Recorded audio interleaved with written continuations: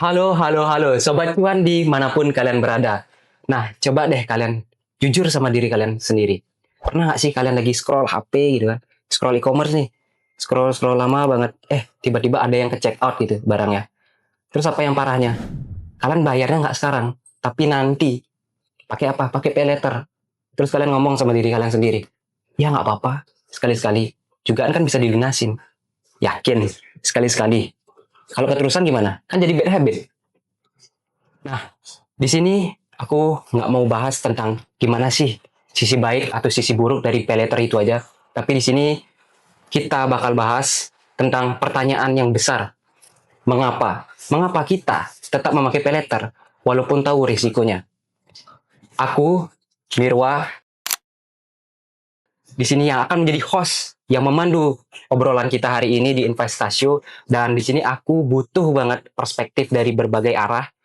Jadi karena itu di sini aku bakal ditemenin sama dua orang fungsionaris dari BSO KSPM FEB Unut yang pastinya punya insight yang menarik, punya pengalaman tentang maraknya fenomena pay letter di dunia mahasiswa. Nah, kalian penasaran juga kan Sobat Cuan? Oke, mari kita kenalan sama mereka dari yang paling terdekat dulu. Halo Sobat Cuan, kenalin nama aku Alin. Dan bener banget aku udah nggak sabaran buat sharing session sama kalian dan sama Kak Niro dan Kak Naya di sini. Apalagi kita akan membahas salah satu hal yang sangat relevan nih buat mahasiswa, yaitu pay letter. Semoga dengan diskusi hari ini kita bisa sama-sama dapat insight baru mengenai pay letter. Oke, halo Sobat Cuan, kenalin aku Naya. Aku juga senang banget bisa berkesempatan buat ngobrol di investasi pada kali ini. Karena jujur aja fenomena sekarang ini udah menjadi bagian dari kehidupan digital kita. Apalagi bagi mahasiswa yang sering belanja online ataupun menggunakan berbagai aplikasi pembayaran lainnya.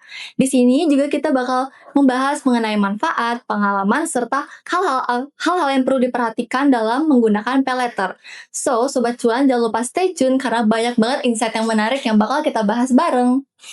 Oke, salam kenal Alin, salam kenal juga Naya. Oke, yuk kita masuk ke segmen yang paling ditunggu di Investasio Show.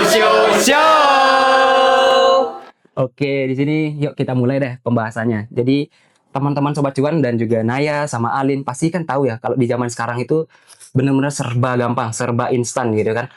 Misalnya contoh, kalian belanja aja, kalian klik e-commerce, klik APK-nya, kalian klik aja, terus scroll, klik, belanja, check out, klik, klik, klik, klik, semuanya tentang klik, gitu. Nah, masalahnya apa? Ngutangnya juga makin gampang, teman-teman. Ngutangnya makin gampang. Nah, kalau misalnya kita track back nih, di zaman dulu, sebelum ada pay letter, nggak zaman-zaman dulu banget sih, cuman contohnya kalau pakai kartu kredit gitu, itu persyaratan untuk dapat uangnya, itu kan ribet.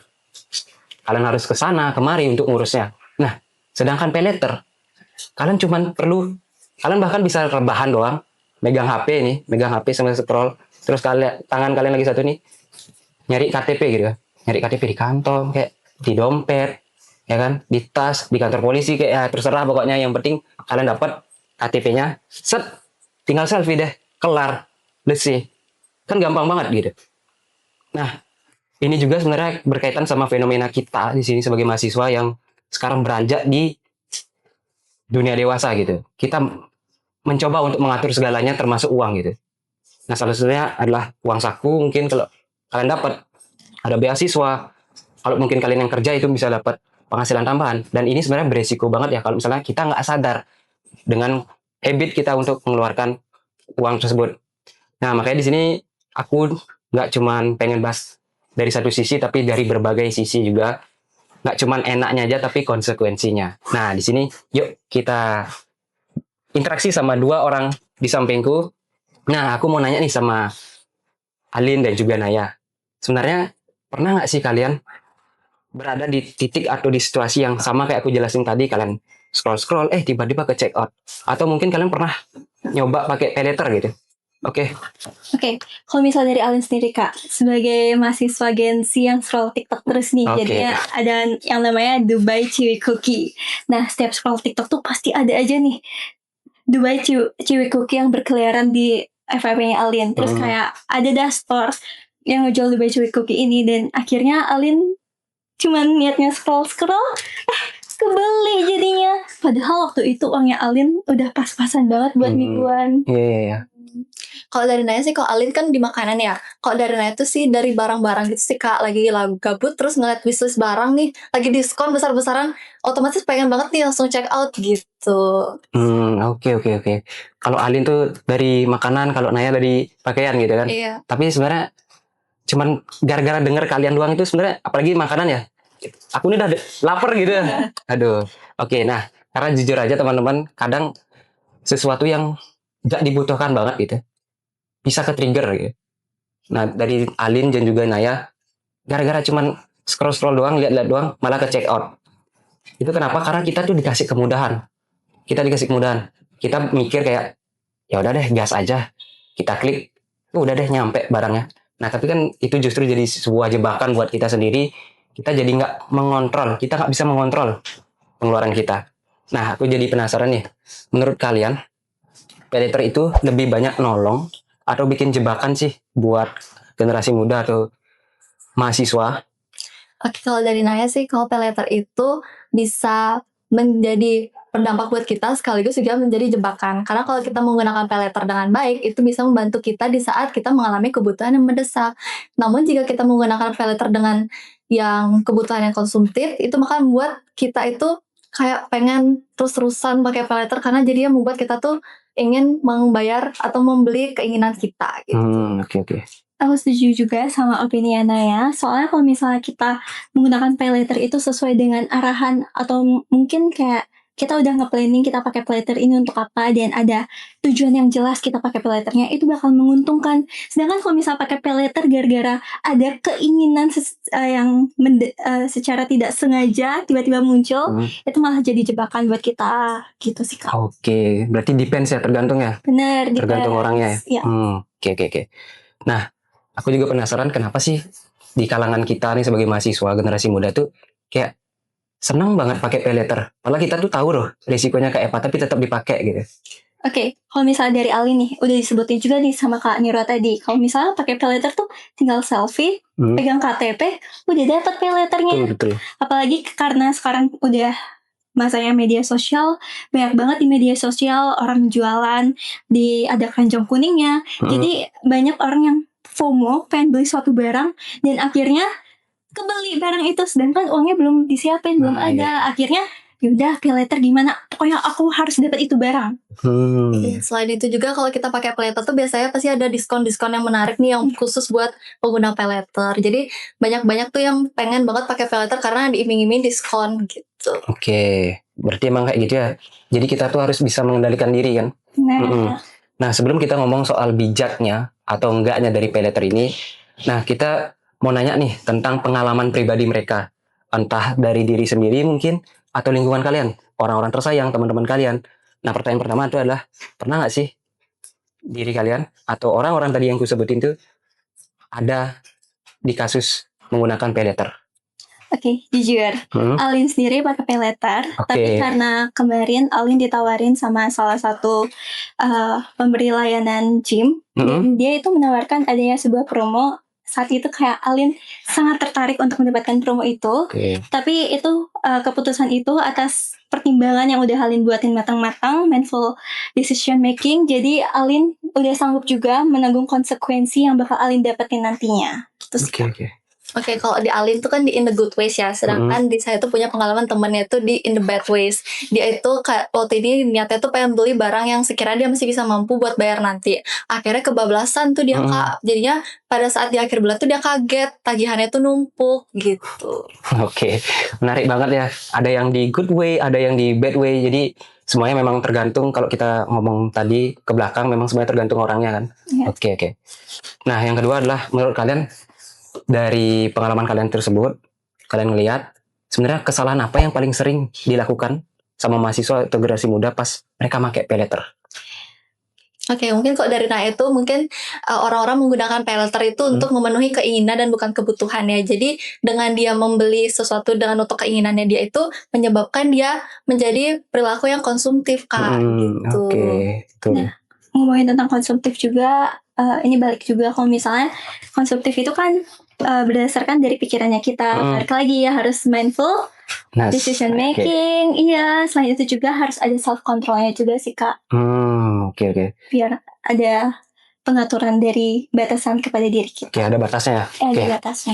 Nah, tadi kan kita udah ngomong gimana kesalahan-kesalahannya, kenapa mereka melakukan atau menggunakan pay letter gitu kan. Nah, sekarang aku mau nanya dampak yang paling berasa gitu dari penggunaan atau ya dari pay letter tapi kita nggak punya pengelolaan uang yang baik gitu. Apa sih dampaknya? Kalau misalnya dampak, kemarin Alin gak sengaja buat scroll TikTok dan ketemu ada sebuah video ibu-ibu nangis buat ngembaliin utang anaknya dari pinjol. Oke. Sebenarnya pinjol sama pay letter itu sedikit berbeda, tapi sama-sama memberikan kepuasan pengen. Jadinya kan gak ada batasan dari diri kita untuk membatasi kita menggunakan pay letter itu sama kayak pinjol. Dan dari situ juga menurut Alin sebagai mahasiswa nih Kak, seharusnya kita udah bisa mandiri, bisa bertanggung jawab sama diri kita sendiri. Tapi gara-gara tergocek oleh si pay letter ini, akhirnya kita nggak bisa buat membatasi diri kita dan nggak bisa mandiri. Padahal di usia mahasiswa sekarang harusnya kita udah siap-siap diri untuk kehidupan kita selanjutnya. Bener Gitu. banget sih Kak, kata Alin. Terus juga saya mau nambahin, selain itu juga misalkan kalau kita punya tagihan banyak tuh, misalkan kalau udah dikasih uang sama orang tua tuh, di saat kita mau pakai tuh nggak bisa karena udah tagihannya banyak gitu, udah kena pay letter, jadi kita nggak bisa menikmati hasil dari yang apa yang orang tua kita kasih atau pendapatan kita sendiri gitu. Oke, menarik banget. Jadi pembahasan kita tadi memang cukup berat teman-teman ya. Dan kelihatan dari vibe-nya mungkin agak masih tegang-tegang nih.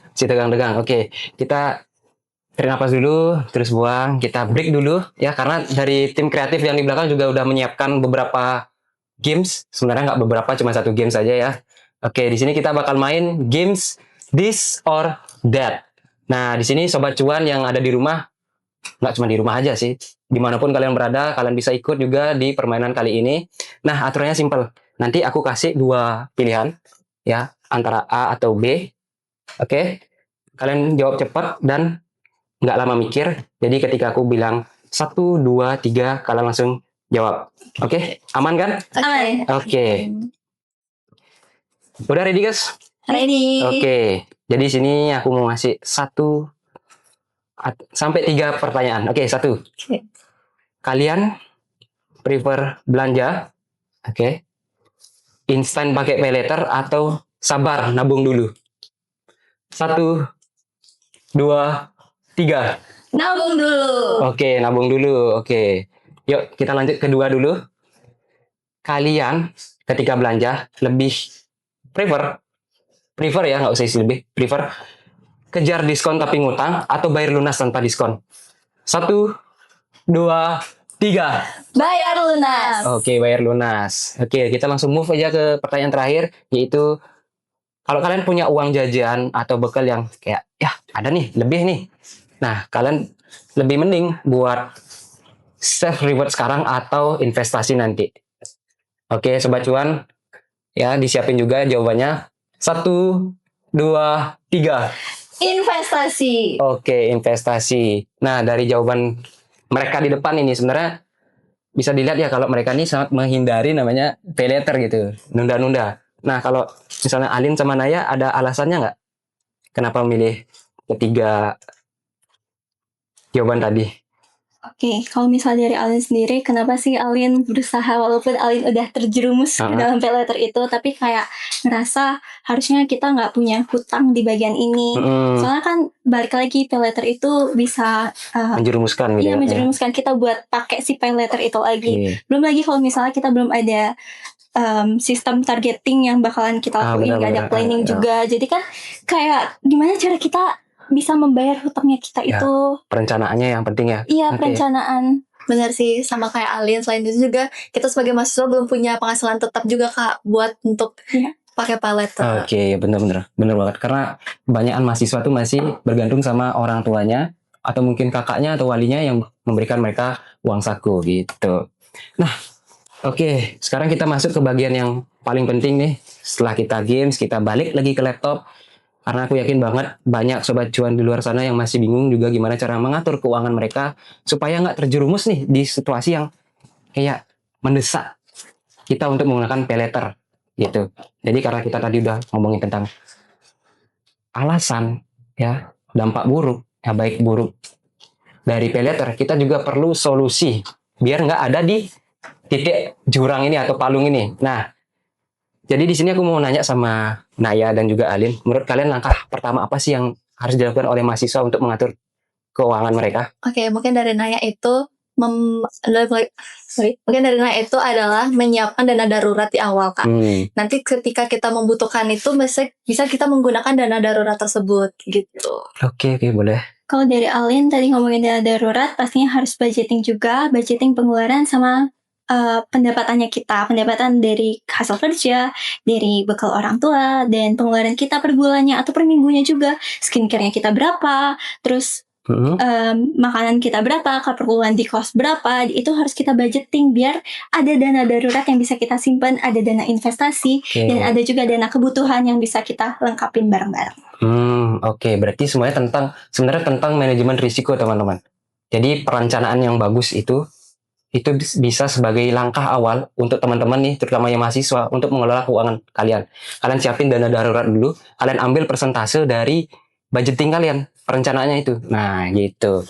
Terus yang kedua adalah, kalau misalnya seseorang itu, ya, dari Sobat Cuan mungkin masih pengen pakai pay letter, gimana supaya biar tetap aman dan nggak beresiko gitu. Gimana menurut Naya sama Alin? Kalau menurut Alin sendiri, itu balik lagi ke diri mereka, harus ada self-control sama self-awareness-nya mereka terkait decision making yang udah mereka buat, self-control-nya, itu gimana mereka bisa mengontrol diri mereka, membatasi mana yang bisa keuangannya sesuai dengan lifestyle-nya mereka, dan apa aja kebutuhan yang harusnya kita bisa belakangi daripada kebutuhan darurat, dan membelakangi keinginan kita ketimbang kebutuhan, itu sih, Kak. Oke, benar banget sama kayak Alin juga. Selain itu juga kalau kita menggunakan pay letter itu sebisa mungkin kita harus tahu maksimal kemampuan kita membayar itu berapa gitu. Oke, semuanya tentang kapasitas diri ya. Iya. Kapasitas diri dan juga gimana cara mendahulukan kebutuhan. Kebutuhan ya teman-teman ya, bukan keinginan. Nah, kalau kalian nih masih belum bisa ngontrol, kalian harus nyari tahu dulu apa sih perbedaan kebutuhan sama keinginan. Dan itu cuman ada dan bisa dilakukan dengan diri kalian sendiri, bukan dari teman-teman kalian gitu. Kalian harus nyari tahu sendiri. Nah, yang ketiga ini adalah, ada nggak sih kebiasaan kecil atau kayak sepele banget di underestimate gitu, tapi dia tuh bikin kita jadi wise, jadi bijak dalam mengatur atau mengelola keuangan. Mungkin dari Naya sih mengurangi FOMO ya, Kak ya. Mengurangi FOMO, karena kan kayak sekarang tuh banyak banget orang-orang yang pengen beli ini, beli itu. Mungkin kalau kita sudah mengurangi itu, sudah salah satu menjadi bijak dalam mengelola keuangan. Aku setuju banget sama opini Naya, yaitu FOMO, fear of missing out. Semua orang FOMO, karena semua orang pengen punya tren yang sama orang yang ada di TikTok itu atau di sosial media lainnya. Jadi kalian kalau bisa jangan terlalu FOMO dan tahu batasan buat diri kalian. Oke, ini sebenarnya permasalahan yang sangat mendunia ya, nggak cuma ada di mahasiswa aja. FOMO, kita udah bosen banget dengar kata FOMO gitu ya teman-teman ya. Jadi kalau kalian misalnya merasa FOMO, itu kalian harus bisa mengendalikan diri, kalian harus bisa bedain tuh mana ya keinginan kalian sama keinginan orang lain gitu. Identitas diri sama identitas sosial itu harus bisa dibedakan. Oke, tadi keren banget dari tips dan juga solusinya yang aku tanyakan dari mereka memberikan ke kalian. Dan pastinya bakal kepake kok sama Sobat Cuan. Tapi gini, semua itu tergantung dari kalian sendiri. Apakah kalian akan mengimplementasikannya atau enggak gitu. Nah, tapi kadang-kadang kita juga tahu dalam perjalanan mengelola keuangan pasti nggak selalu mulus, teman-teman. Kadang juga ada momen di mana kita melakukan kesalahan, ya belanja terlalu impulsif, dan akhirnya nyesel ketika barangnya datang gitu. Nah, menurut kalian berdua nih, apa pelajaran paling penting ketika seseorang itu melakukan kesalahan saat mengelola keuangan mereka? Pelajaran yang paling penting itu harus tahu balik lagi kebutuhan sama keinginannya kita, biar kita ada punya self controlnya. Selain itu juga kita tahu batasan kita dalam keuangan kita gitu, seberapa mampu kita dalam mengelola keuangan kita. Oke. Habis itu seberapa penting sih financial awareness bagi kalian? Oke, kalau dari saya itu penting banget ya, karena kan sekarang itu seperti yang Alin bilang sebelumnya itu ada marak-maraknya FOMO. Jadi dengan kita menguasai financial awareness itu kita bisa mengontrol yang mana kebutuhan dan juga mana keinginan gitu sih Kak. Oke. Kalau misalnya dari Alin, mahasiswa tuh butuh banget financial awareness karena habis kita jadi mahasiswa nih, kita bakalan ke jenjang yang lebih dewasa lagi, yaitu kerja, nikah, Betul. berkeluarga, dan kita harus benar-benar punya skill buat survive karena kedepannya lagi kita bakalan sama diri kita sendiri. Jadi at least kita bisa melindungi diri kita dari segala berbagai macam hal yang bisa aja terjadi tanpa dugaan kita. Oke, bagus banget ya. Oke, anyway, kita sebenarnya udah ada di penghujung acara. Nah, sebelum kita menutup episode investasi kali ini, aku pengen dari Naya juga Alin memberikan pesan singkat dan juga terbaik bagi kalau misalnya ada mahasiswa yang masih bingung nih pakai paylater dan juga mau ngatur keuangan mereka. Boleh? Oke, mungkin dari Naya sendiri, mulai dari Naya, itu bijaklah kita mengelola keuangan kita, utamakan kebutuhan, lalu batasi keinginan. Oke, kalau dari Alin, reminder aja kalau misalnya segala aktivitas peminjaman uang, paylater kita, itu bakal tercatat di LKI OJK. Jadi kalau misalnya nanti ke depannya kalian pengen minjem uang, itu bakal menjadi salah satu pertimbangan dari mereka memberikan uang. Kita nggak tahu loh kondisi kita ke depannya bakal kayak gimana. Jadi be aware with yourself ya guys. Mantap banget. Oke, itu tadi pesan-pesan dari Naya dan juga Alin. Dan di sini juga aku pengen berpesan kepada kalian bahwa ingat uang itu adalah netral, jadi dia tidak memiliki emosi. Yang baper, yang emosian itulah manusia. Oke, uang itu nggak kenal kita mau FOMO, mau takut, mau percaya diri, nggak kenal. Jadi kita yang harus bisa mengendalikan emosi kita sendiri. Emosi bagaimana kita melihat uang itu di dunia. Nah, kalau kalian misalnya serius nih Sobat Cuan, misalnya serius dalam ingin mengelola emosional kalian, psychological kalian, kalian bisa nih buat baca buku yang namanya The Psychological of Money. Nah, ini buku bagus banget, worth it banget, relevan banget sama kehidupan kita sepanjang masa. Kalau kalian serius, kalian bisa check out sekarang juga, tapi jangan pakai paylater. Oke, gokil banget sih obrolan hari ini, membuka cakrawala pengetahuan. Bukan cuman aku aja, bukan cuman Alin dan juga bukan cuma Naya aja yang ku harapin di sini untuk dibuka cakrawala, dibuka pandangannya, tapi juga dari Sobat Cuan di luar sana. Dan ya, thank you. Terima kasih banyak buat Nalin, Naya dan juga Alin dan juga Sobat Cuan yang kece abis mantengin kita sampai di akhir episode investasi hari ini. Nah, karena ini udah nggak kerasa, kita udah sampai di penghujung acara. Teman-teman dari seluruh siapapun itu yang nonton, ya jangan khawatir bahwa investasi akan hadir di episode-episode berikutnya dengan topik yang nggak kalah seru.